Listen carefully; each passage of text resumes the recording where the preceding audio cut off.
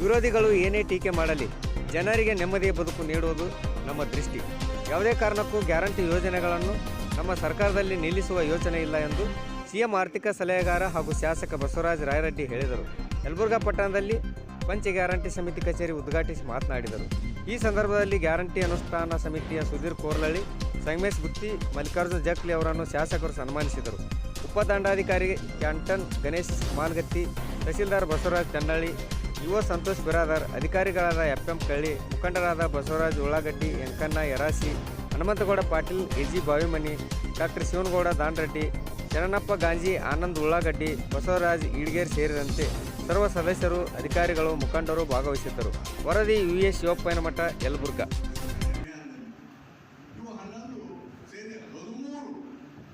ಹೈಸ್ಕೂಲ್ಗೆ ಕಟ್ಟಡ ಕೊಟ್ಟಿದ್ದೀವಿ.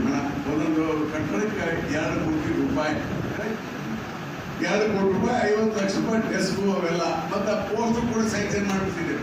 ಅದು ಮಸಬಾಂಚನ, ಕುದುರೆಮೂರ್ತಿ, ರಾಜು ರಾಡು, ಕರಮುಡಿ, ಮುದೋಡು ಇವೆಲ್ಲ arts science commerce. KG English medium ಅವನೊಂದು ಸುಮಾರು 60-70 ಹಳೆ ಕೊಟ್ಟಿದ್ದೇವೆ.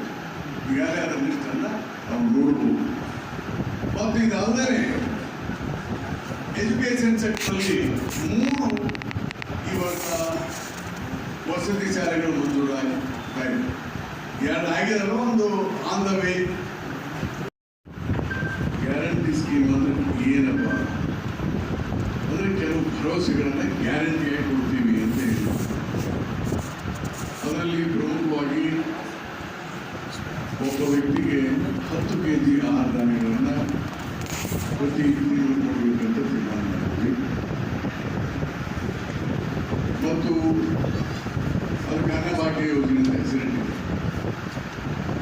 ಈ ಯೋಜನೆಗೆ ಕರ್ನಾಟಕದಲ್ಲಿ 853 ಮಂದಿ, ಅಂದರೆ 1,000 ಜನಕ್ಕೆ 853 ಜನ ಫಲಾನುಭವಿಗಳು ಔಟ್ ಆಫ್ 1000.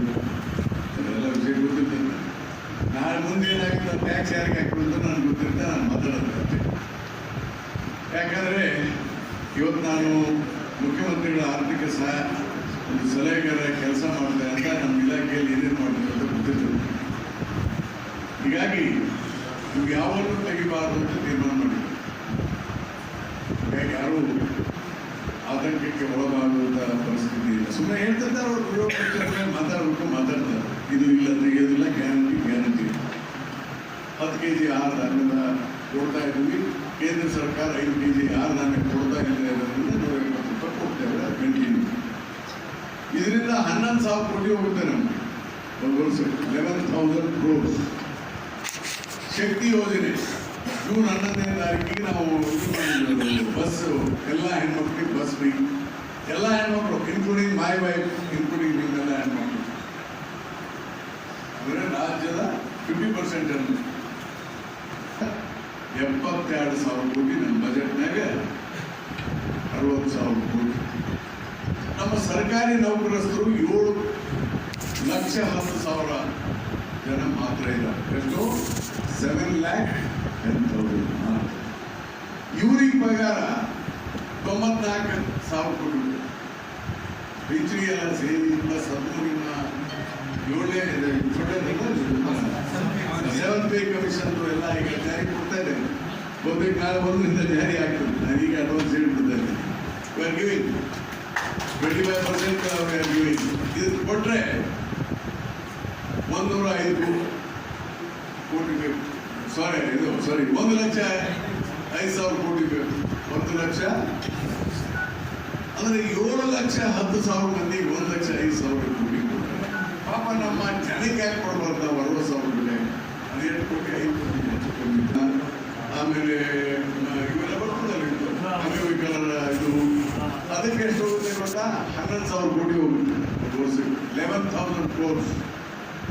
ರೈತರ ಪಂಪ್ ಸೆಟ್ಗಳು 18,000 ಕೋಟಿ ಕೊಡ್ತಾ ಇದ್ದೀವಿ ಸಬ್ಸಿಡಿ. ಬಂದರೆ ನೀವೆಲ್ಲ ರೈತರು ಕರೆಂಟ್ ಫ್ರೀ ಅಲ್ಲ, 18,000 ಕೋಟಿ. ಆಮೇಲೆ ಮಕ್ಕಳಿಗೆ ಬಟ್ಟೆ